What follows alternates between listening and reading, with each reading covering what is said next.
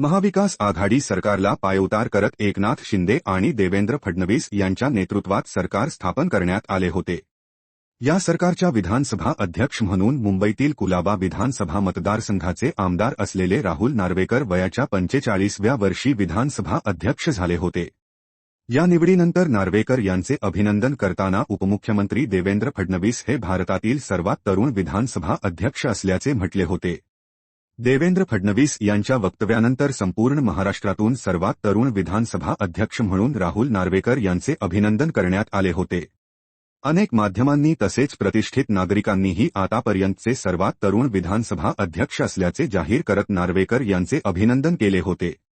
मात्र यासंदर्भात माहिती घेतली असता भाजपचे राहुल नार्वेकर नाही तर काँग्रेसचे माजी मंत्री आणि माजी विधानसभा अध्यक्ष शिवराज पाटील हे सर्वात कमी वयाचे विधानसभा अध्यक्ष होते अशी माहिती समोर आहे।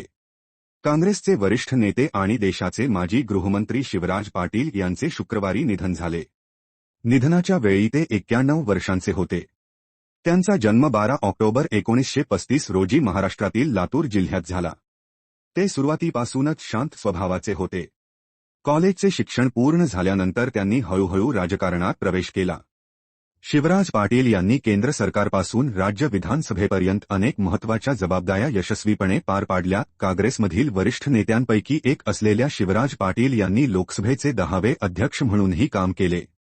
2004 पर्यंत ते 7 वेळा लोकसभा सदस्य निवडले गेले।